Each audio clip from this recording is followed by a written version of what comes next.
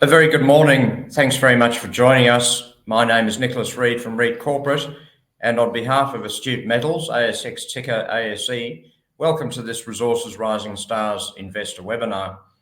Well, it's exciting times to say the least for Astute. After recently finalising an oversubscribed $5.5 million capital raise, the company is about to embark on a two-pronged drilling campaign in the Tier 1 mining jurisdiction of Nevada in the USA. First cab off the rank in the coming weeks is a drilling program targeting multiple high-grade gold-silver targets at the recently re-evaluated Needles Gold Project. That will be followed by a major new reverse circulation drilling campaign at the exciting Red Mountain Lithium Project, also in Nevada, which is shaping up as one of the most significant new claystone-hosted lithium discoveries in North America. Well, I don't need to tell anyone about the strength in gold prices that we've seen this year, and of course, more recently, against the backdrop of a resurgent lithium price, this should see Astute begin to attract some serious investor attention, given its modest market capitalisation of just under $10 million, particularly as it is aiming to post a maiden mineral resource estimate for the Red Mountain project in the coming months. Well, to tell us all about this, we're delighted to have Astute's CEO and Executive Director, Matt Healy, join us from Brisbane this morning to tell us where the company is headed. Before I hand over to Matt, just a reminder to everyone that's tuned in that this is intended as an interactive session. You'll see a Q&A tab on your webinar browser on the right-hand side. So please feel free to use that, fire in your questions, and we'll deal with them as soon as Matt has finished stepping through the slideshow that he's about to run us through. Matt, good morning. Welcome. Thanks for joining us. And please give us a bit of an update on Astute. Yeah, thanks, Nicholas. Thanks for having me. And thank you to all the viewers out there for taking the time out of the day to check out Astute. So we'll start at the top, which is why would you invest in Astute Metals? Look, Astute really has a dual commodity strategy that we're executing in Nevada, which is one of the greatest mining jurisdictions in the world. Those two commodities, well, gold and silver and lithium. So as Nicholas has alluded to, we're going to be getting out on the ground and drilling in the next few weeks. We're going to be testing some high-grade gold-silver targets at our Needles Gold Project. And then we're going to take that same rig and we're going to move it over to our Red Mountain Lithium Project. If you've been following the company, we made the discovery at Red Mountain in around about May or June last year. And we've been advancing ever since then. And it's shaping up to be one of the highest grade lithium projects in the lithium clay space in the US. So basically at Needles, we've got an underexplored epithermal gold project. There's some very high grade samples at surface, there's historical workings, and we're looking to go and test a number of those targets with high grade gold results up to over an ounce per tonne gold, up to over 1,000 grams per tonne silver, very high grade. And we're going to be doing that in the next few weeks. Our lithium project, we've drilled 18 holes there to date. And we've got mineralization over a 5.6 kilometre strike. So it's a large scale project. And as I said, drilling is going to commence there after we've finished up at Needles. So we're capped at around that $10 million mark. There's a lot of upside for the company. We've got a large resource coming out by the end of the year and the potential to make a high grade gold and silver discovery at Needles. So along with that, we're going to have a lot of assay news flow to round out the year. Just as a corporate overview on the company, about 710 million shares on issue at the moment, market cap around that $10 million mark, 1.7 million in the bank. Our top 20 shareholders hold 60% of the company, and that's pretty tightly held. They've been very supportive. They continue to reinvest. Many of these shareholders have invested over the last few capital raises that we've raised money. The top three, Hallmark Property Group, is a property developer based out of Sydney. And our number two shareholder is our chairman, Tony Leibowitz. And Tony is very supportive of the company and he's participated in every raise that he's been member of the board. And you may have heard of Tony Leibowitz before. Tony was one of the founders of Pilbara Minerals.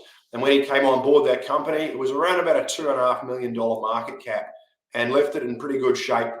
When he came off the board, it was about $1.6 billion market cap. So not many chairmen out there can attest to that sort of value creation. Myself, I'm a geologist by trade, just under 20 years worth of experience in critical minerals, precious metals, base metals, exploration and resource development.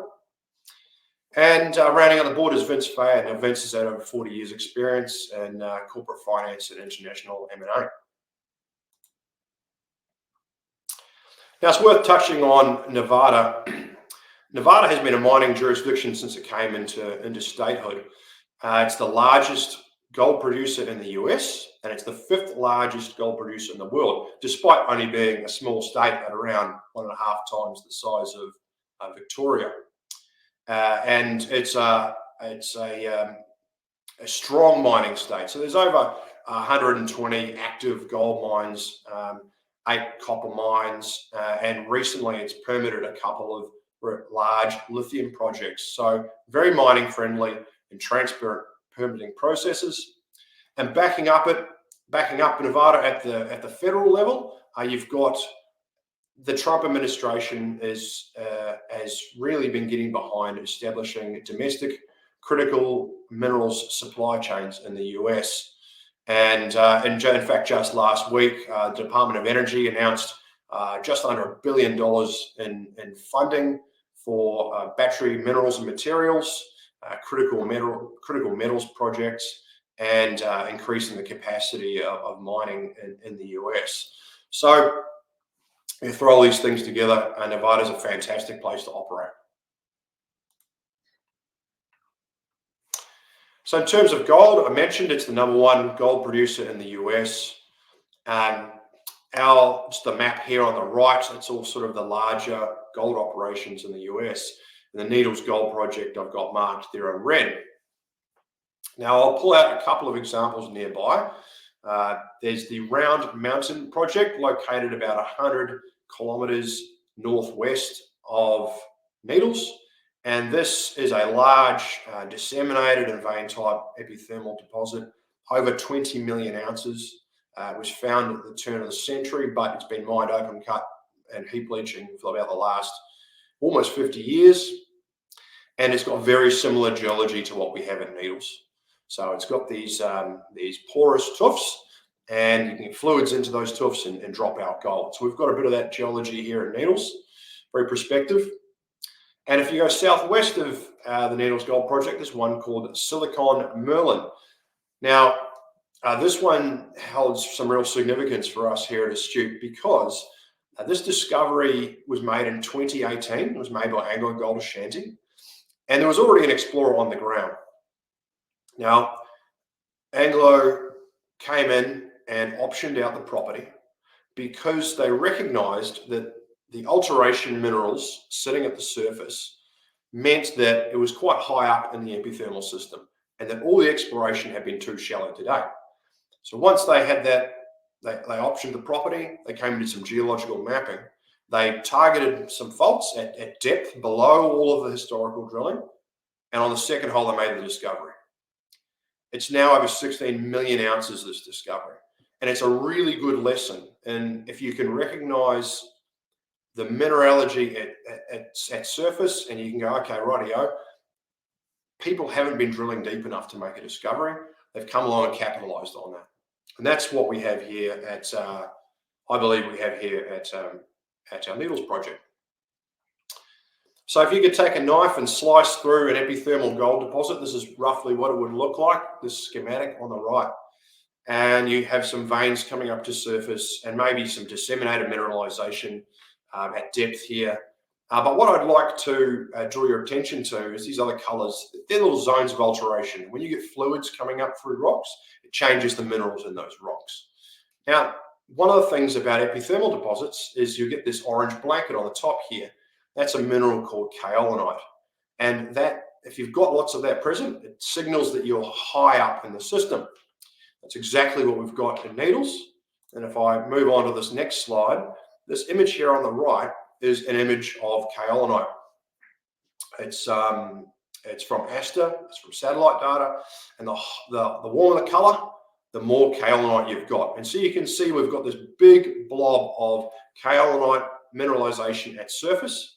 It's about 2 by 3 kilometers across, and all these dots here that are colored on the top of it, that's rock chip samples with silver mineralization. So again, the warmer the color, the greater the silver. So you can see we've got this big alteration system. We've got rocks that have been sampled on surface that contain silver, and it also contains gold. We've got some very high grade ones, up to 33 grams per ton gold, up to over 1,000 grams per ton silver. We've got other ones beneath there. We've got 23 grams per ton. We've got 18 grams per ton gold. These are high grade rock chips. And the fact that these veins come up to the surface, it really shows that this project is largely de-risked. We know there's a system there. We know it's fertile for gold and silver. The question is where to go next to make the discovery. Just got some images here for what Needles looks like on the ground. This first image here, that's got 2.5 grams gold and about 1,100 grams per ton silver. And that's altered rocks. You can see some little veins running up the middle of that there. The image of the top right, that is the Eastern Shaft prospect. And you can see the historical shaft there, a whole bunch of rock chips taken around this area, up to 613 grams per ton silver, 33 grams per ton gold. It's a 28 gram per ton gold in there, and it hasn't had a drill hole underneath it. So we're going to be going out and testing that as part of this next campaign. And this is a bit of a schematic of what we think is going on at Needles. We've got a large epithermal system there. We've got veins popping up right up to surface, but most of the drilling, as you can see here, has been in the shallows. There's been a couple of deeper holes, but those have actually drilled outside of what looks like to be the epithermal system. So we've got a number of prospects here. Eastern Shaft, we talked a little bit about that. We're going to be going out and drilling that in a couple of weeks. The Arrowhead mine, it's a historical mine down to over 100 meters. That was all done by hand at the turn of the century. So if they're mining by hand down to 100 meters, that's pretty serious stuff, and they didn't do that for fun. It was chasing high-grade silver ore. Tomahawk mine, it's a 200-meter long trend with high-grade rock chips up to 5.5 grams per ton gold. Hasn't had a drill hole under it. And this prospect out to the left here called Whopper Junior. This hasn't intersected much gold and silver so far, but this drilling that is in this prospect has intersected wide zones of antimony, of arsenic, and of mercury.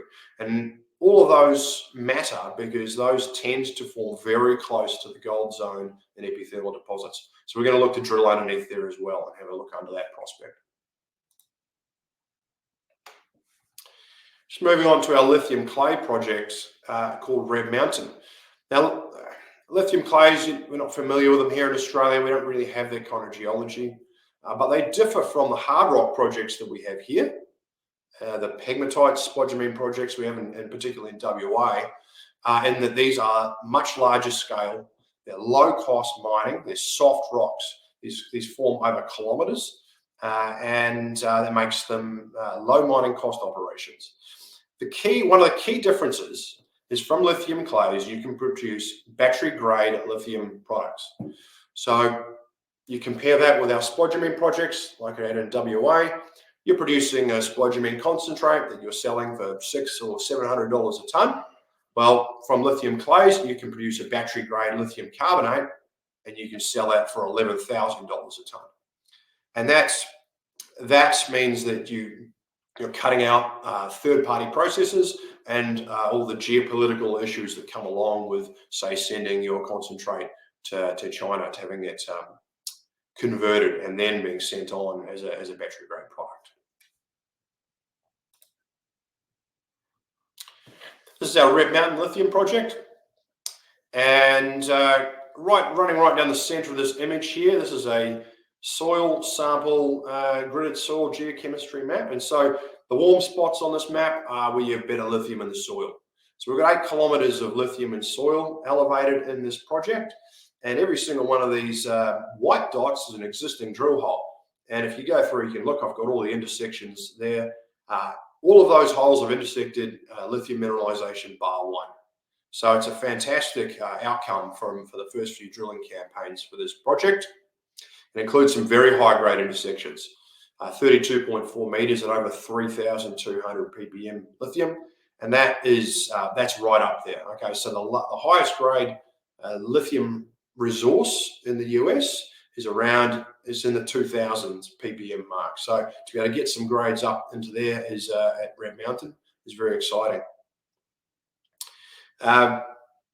We also have done metallurgical test work on the project so far. We've shown that you can extract the lithium from the clay, so up to 98% of the lithium comes out with conventional leaching, with using sulfuric acid.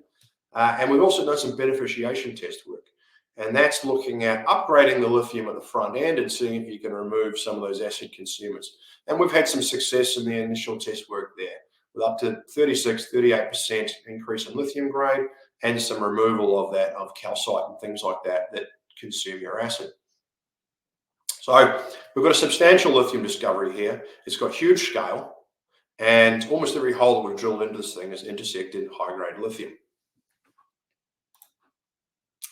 In terms of the size, well, we put out a JORC-compliant exploration target in February this year, and it came up with about 1.1 to 1.5 billion tonne exploration target at between 4.7 to 10.7 million tonnes contained lithium carbonate. And that's a substantial exploration target. What we are going to do with our next drilling campaign is we're going to focus on the high-grade parts of that. So we're not going to try and drill this whole thing out. We're going to leave plenty of upside for the future. But what we want to do is really try and target the high-grade parts of this resource. I think that's what's going to differentiate this project from the other lithium clay projects in the US.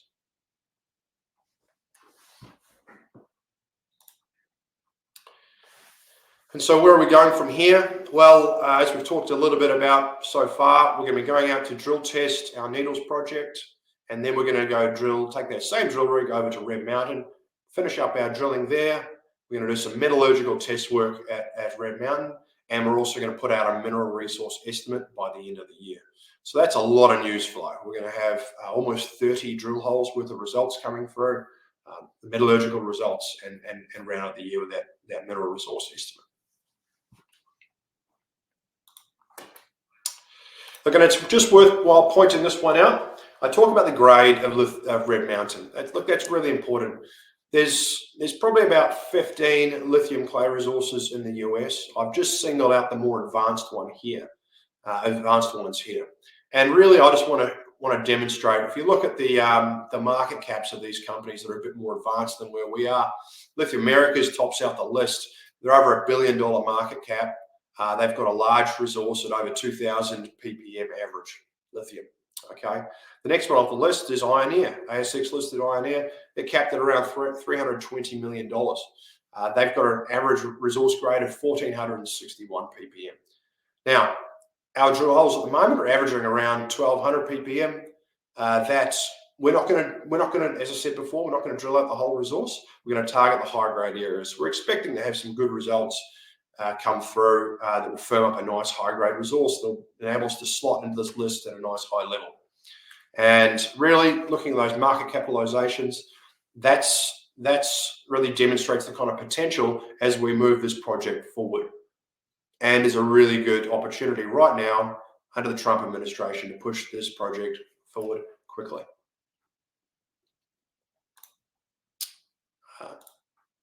All right, thank you. Well, thanks very much for that, Matt. That was a great run through. Compelling story. So we'll go to questions now. And just a reminder to people that have tuned in, once again, please use that Q&A tab on your webinar browser and shoot your questions in. We've got a few starting to come in now. Matt, the first one here is, it's a fairly technical one, but the question is, what is the lithospheric setting for Red Mountain? Yeah, okay, right. Well, I could talk a little bit about the geology generally.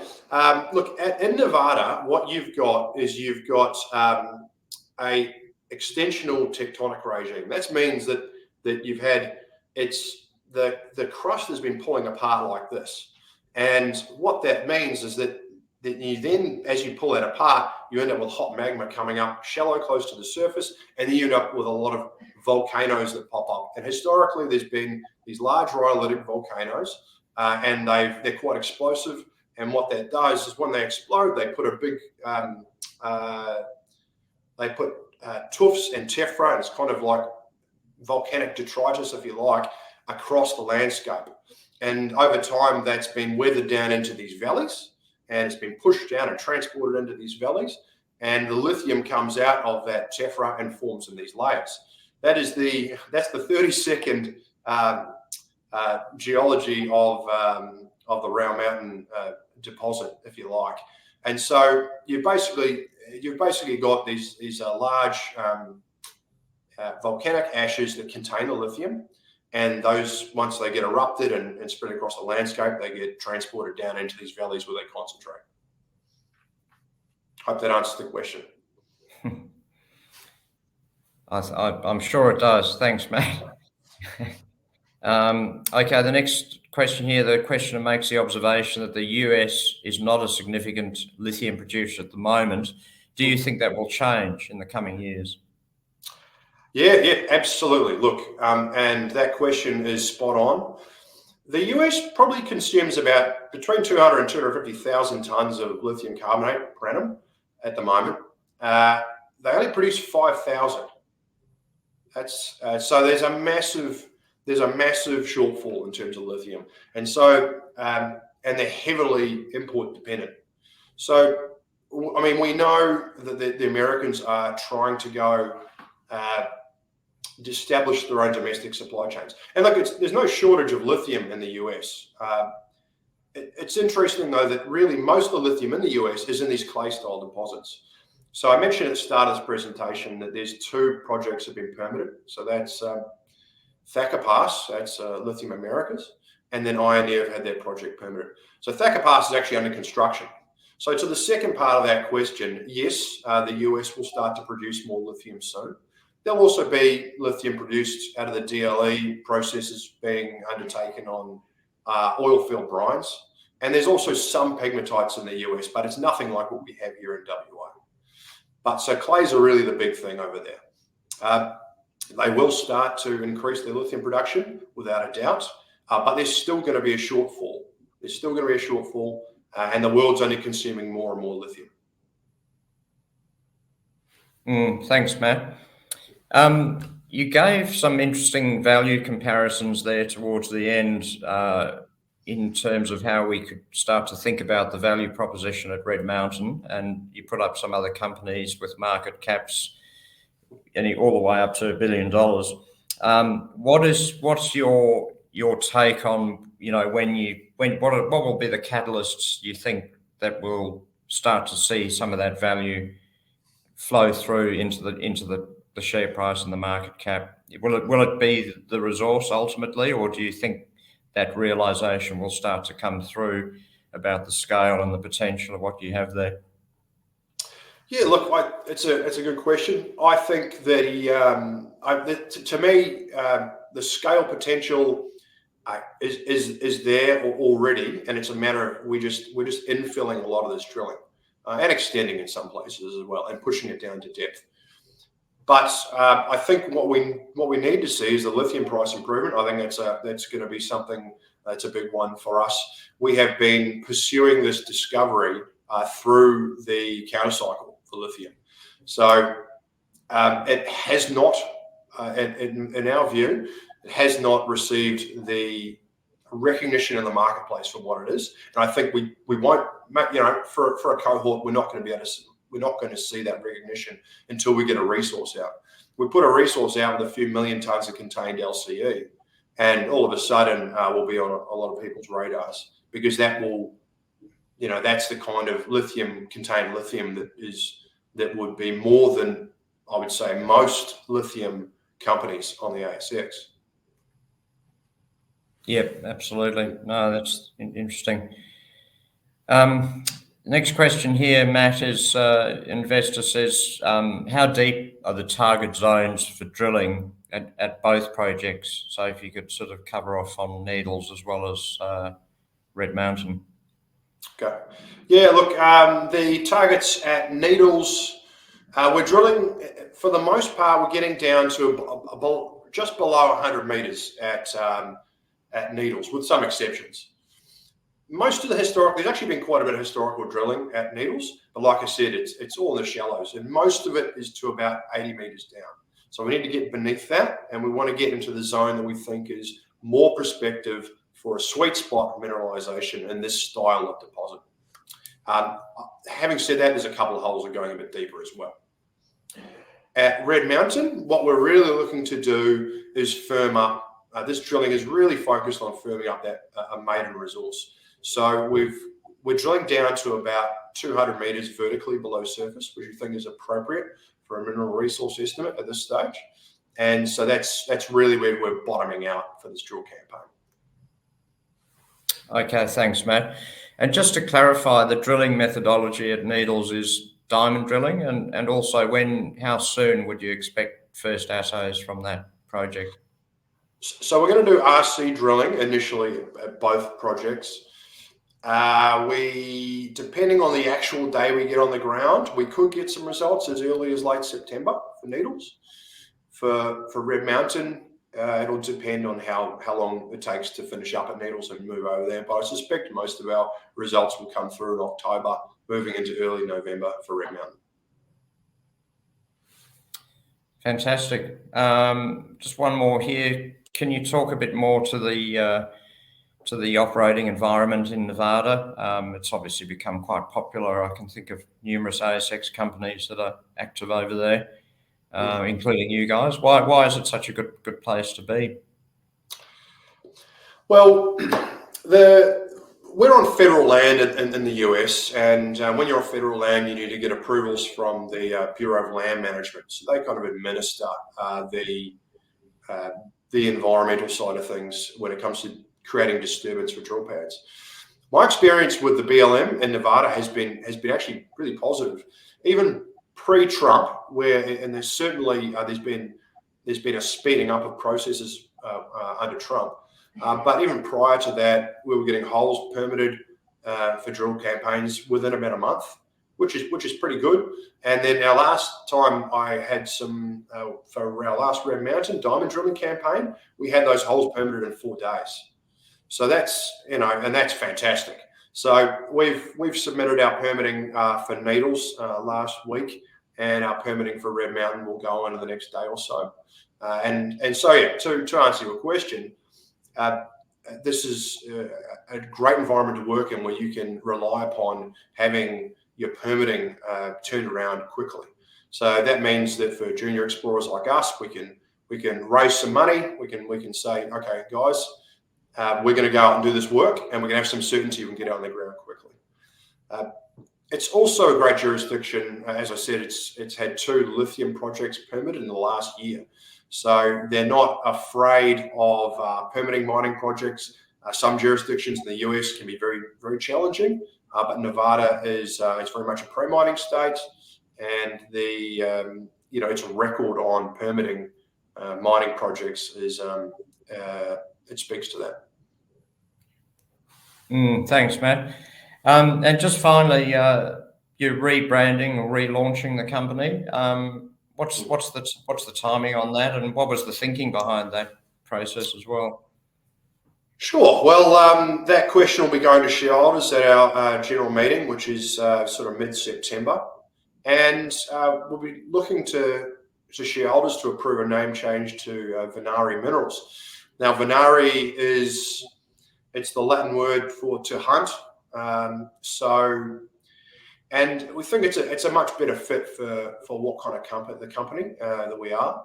And Red Mountain, for example, we sat down and did our desktop work and said, okay, well, where in Nevada do we need to go to find a large lithium clay project? So we didn't acquire that project from anyone. We found that ourselves. We did our own homework, and then we went over there and we went to our top 8 spots in the state. We did our own sampling, and we staked the project out of it. And that's why it sits out there on its own, because it's actually a completely new lithium region out there, and then we discovered that ourselves. So I think to make that kind of discovery, you need to be a hunter, so we're successfully hunting. I'm going to go and hunt down some gold and silver discovery at Needles in the coming weeks. So hunting for big company-changing deposits, is that a fair summary of it? Both on the gold side and the lithium side? Yeah. Excellent. Well, look, thanks very much, Matt. I think we've dealt with all the questions, and that was a great run through, so we appreciate it. It's a concise and exciting story that's obviously at an inflection point, given what you've got on the horizon in the very near future. Maybe just some parting thoughts before we wrap up? Yeah, look, so one of the things that's come to the fore, I guess, in the last few weeks has just been shown how the lithium price has bounced back quite a bit. And it's probably worth just talking about that briefly. There's been a bit of bad press about lithium in the last couple of years through this downturn, but its fundamentals are exceptionally strong. And what we're seeing now is that I think we understand supply reasonably well, because really there's between 30 and 40 major operations around the world for lithium. And so it's relatively easy to keep your eye on those. But what you're not seeing so well, we don't understand so well, is the demand side. I mean, you've got different countries, different policy settings, different EV demand levels. It's hard to keep a track of. And then now you're getting electric from battery energy storage systems is starting to really ramp up. So we've still got strong EV growth. If you look at the first half of this year, we're up 28% globally for EVs sold in the first half of this year from where we were last year. So that's already, we're talking about previous predictions with 20% growth, right, for EVs. And for battery energy storage solutions, we're up 54% on installations in this year than we were this time last year. So there is a massive groundswell of demand for lithium, and that's not changing. It's not going anywhere. At the moment, I think last year the world produced about 1.2 million tons of lithium carbonate equivalent. Some analysts are saying that it's going to be 4.6 million tons of demand in 2030. That's like 4.5 years away, right? So we've got a lot of work to do if we're going to meet that demand. And really, with our Red Mountain project and with fast permitting timeframes that we're seeing now in the US, we're really well positioned to help the US gain that critical metals independence, particularly with respect to lithium. Yeah, some great thoughts. Thanks very much, Matt. That's been a very thought-provoking and informative presentation. So, look, thanks for joining us. Thanks for your time, and thank you to those who tuned in. Just a reminder that Astute will be, I think, the next touch point for the company, apart from the start of all these exploration programs, is that Matt and the Astute team will be at our Resources Rising Stars conference on the Gold Coast on the 17th and 18th of September. It's our flagship event. It's coming up in the very near future, and we encourage people who are interested in the resources space to jump on our website to register for that. That's rrsinvestor.com. So look, thanks for your time, and we look forward to keeping everyone abreast of the Astute story as things unfold. A very exciting few months ahead. Thanks, Matt. Thanks for joining us. Thanks, Nicholas. Thanks, everyone. And thank you. And a recording of this session will be available later today. So thank you all for tuning in. Have a great day and a great week.